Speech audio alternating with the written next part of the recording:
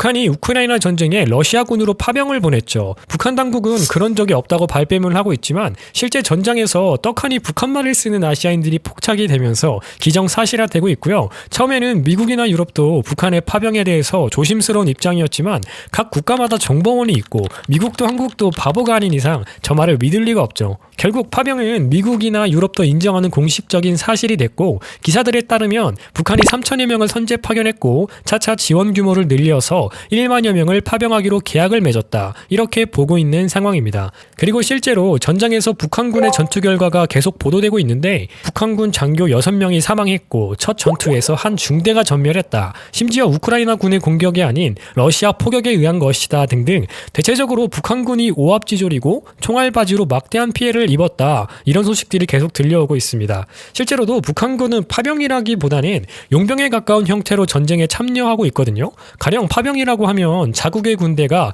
타국의 전쟁에 동맹국으로 참여하는 형식인데 북한군은 러시아 군제에 소속이 되어서 러시아 군복을 입고 싸우고 있거든요. 이거는 파병이라기보다는 용병에 가깝죠. 어쨌든 북한군의 전력과는 상관없이 국제사회는 북한의 참전을 규탄하고 있고 큰 우려를 표명하고 있기도 합니다. 좀 극단적으로는 세계 3차 대전의 포문이다 이런 말도 나오고 있고요. 이게 왜 그러냐면 전쟁이라는 게 얼핏 보면 수단과 방법을 가리지 않고 승리하는 것이라고 생각하기 쉽지만 현대전에서는 명분이 굉장히 중요합니다.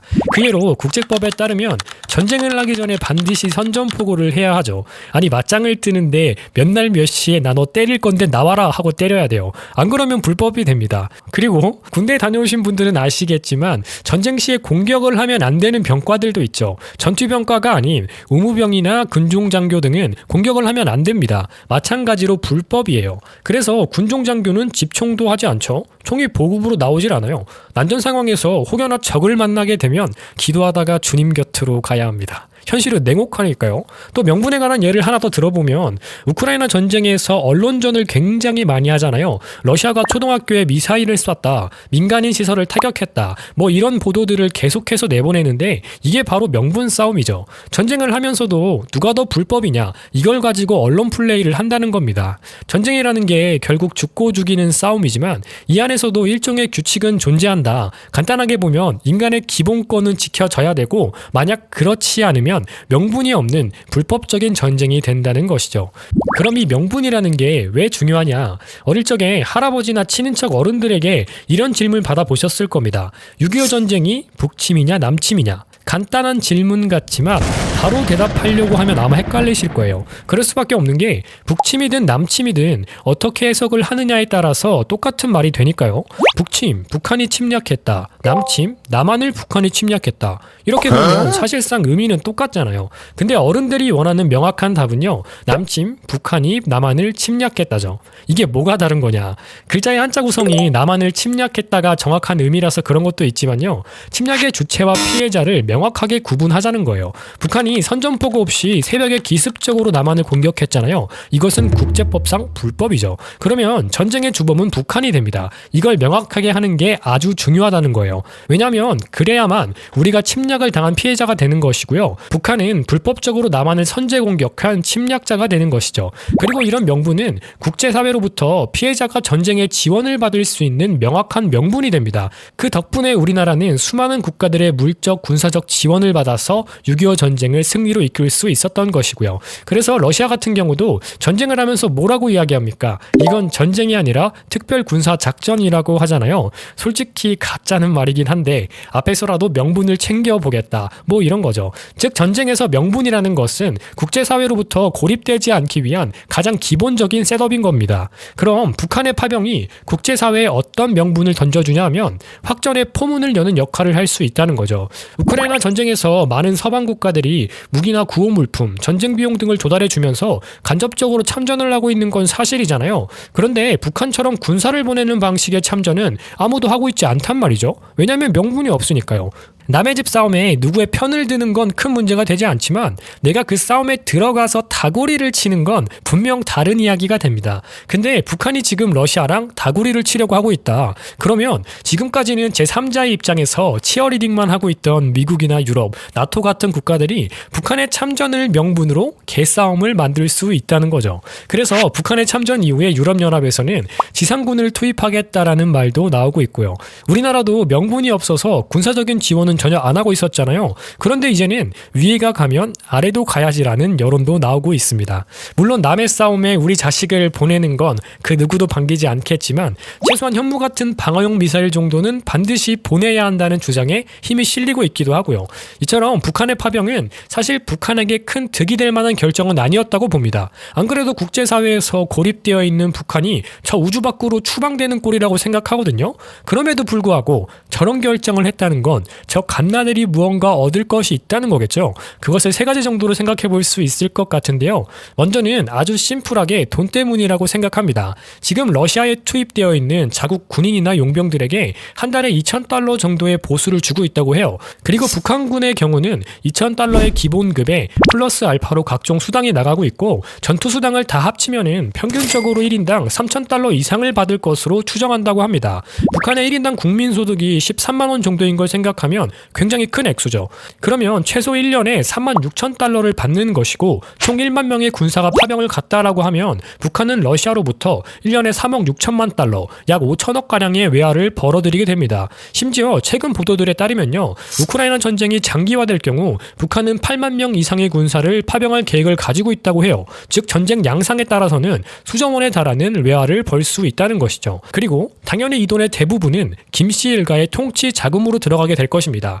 일반적으로 북한의 해외 파견 근로자들은요, 임금의 10%만 받고 나머지는 전부 정원이 배불리는 데 들어간다고 해요. 심지어는 파병 군인들의 가족을 볼모로 붙잡아두고 탈영하지 못하게 협박까지 하고 있다는 말이 나오고 있거든요. 사실상 이 북한의 파병이라는 건 외화를 벌기 위해서 자국 군인을 소모품으로 사용하고 있다. 이렇게 생각해 볼 수도 있을 것 같습니다. 근데 솔직하게 아무리 북한이 돈이 없어도 돈을 벌겠다고 군대를 파병하겠냐. 하지만 우리나라도 사실 굉장히 비슷한 사례가 하나 있었어요. 베트남 전쟁 당시에 약 5만 명의 군인을 베트남으로 파병을 보냈죠. 당시의 명분은요, 아시아 지역의 안보와 자유 수호를 위해서 공산 침략을 받아봤던 한국인이 참전을 해야 된다. 뭐 이런 거창한 이유였는데 사실상 한국 경제의 부흥을 위한 희생이었다라는 게 역사적인 평가죠. 우리도 북한과 크게 다르지 않았다는 거예요. 그런 점에서 생명을 걸고 가족들의 삶의 기반을 마련하기 위해 파병을 떠나셨던 모든 분들에게 존경을 표합니다. 어쨌든 실제 베트남 파병의 경제적 효과는요, 한국 경제에 지대한 영향을 미쳤습니다. 베트남 파병으로 약 50억 달러의 외화가 한국에 들어왔고요. 이게 산업화의 종잣돈이 됐다고 평가를 받고 있죠. 실제로 베트남 전쟁 기간 동안 한국은 놀라운 경제 성장을 보여주면서 1인당 GDP가 4배가량 상승하기도 했습니다. 마찬가지로 현재 북한의 경제 상황을 생각하면 베트남 파병과 같은 낙수 효과를 노리고 파병을 결정했다. 이렇게 해석해 볼 수 있다는 거죠. 그리고 한국의 경우는요, 베트남 파병이 군 현대화에 영향을 줬다고 평가를 받거든요. 세계에서 군사 분야의 최강은 미국이잖아요. 그리고 그 미국군과 함께 전쟁을 치르면서 기술 전수와 군사 장비 지원을 받았고요. 그로 인해서 한국군이 크게 발전을 했다고 합니다. 그리고 잘 생각해보면 북한도 굉장히 비슷한 상황이죠. 미국 다음으로 군사력이 좋은 국가는 러시아잖아요. 마찬가지로 군사기술 전수를 약속받았을 가능성이 크다는 것이죠. 북한은 2021년에 국방과학발전 및 무기체계 개발 5개년 계획이란 걸 발표하는데요. 5년 동안 핵무기의 소형화, 핵 잠수함 개발, 극초음속 무기 개발 등을 목표로 내세웠었습니다. 그리고 내년은 그것이 마무리되는 해인데 사실상 그 목표치를 전혀 달성하지 못하고 있죠. 그런데 이 모든 기술을 세계 최고 수준으로 보유하고 있는 게 러시아입니다. 특히나 ICBM 대기권 재진입 기술이나 핵 잠수함 기술은 로켓맨이 아주 고대하고 있는 기술이죠. 따라서 군사를 파병한 조건으로 미사일 기술을 전수받고 정은이는 기뻐서 로켓을 쏜다. 이런 시나리오가 오간 것이 아닐까 생각해 볼 수 있는 것이죠. 마지막으로 전쟁에 참전한다는 것은 많은 희생을 요구하기도 하지만 군사기술 면에서는 큰 경험이 되기도 합니다. 남한과 북한은 세계에서 가장 위태로운 국경을 가진 국가들이죠. 그런데 아이러니하게도 현대전에 대한 경험이 전무합니다.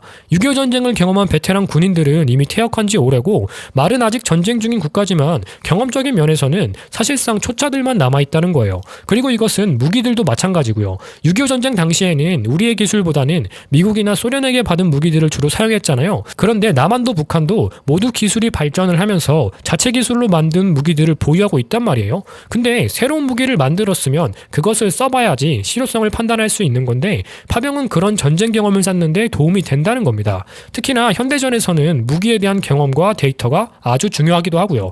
그리고 이것을 대변해주는 게 북한은 군사뿐만 아니라 러시아의 무기도 엄청 밀어주고 있습니다. 그리고 그 규모가 8조 원에 달한다고 하죠. 사실상 러시아군이 보유하고 있는 미사일 중에 상당수가 북한산이라고 합니다. 그 이유가 뭐겠습니까? 러시아 대리전으로 자신들의 무기가 어느 정도의 위력을 가지고 있는지 실험을 해보겠다는 거죠. 그리고 혹여나 메이드 인 북한이 큰 위력을 보여주고 좋은 성과를 낸다면 이거를 가지고 국제사회를 협박하는 카드로 들이밀 수도 있는 거고요. 이것이 북한의 꿍꿍이라는 거예요. 그래서 한국도 미사일을 보내야 한다는 말이 나오고 있는 거기도 합니다. 근데 그러면은 불난집에 부채질하는 꼴이 될 수 있어서 공격 무기를 지원하는 건 사실 쉽지 않고요. 그러면은 한국형 미사일 방어 시스템을 실험해보자 라는 말이 나오고 있습니다. 우크라이나 전선에 북한군의 미사일이 수천 발이 왔다 갔다 하고 있다면 한국의 방어 시스템을 가져가서 북한군의 미사일을 충분히 요격할 수 있는가를 실험해보자는 거죠. 정말 좋은 기회라고 할 수 있겠죠. 우리에겐 어느 정도의 명분도 생겼으니까요. 그래서 러시아는 진즉에 한국군이 더 많은 지원을 한다면 각오를 해야 된다.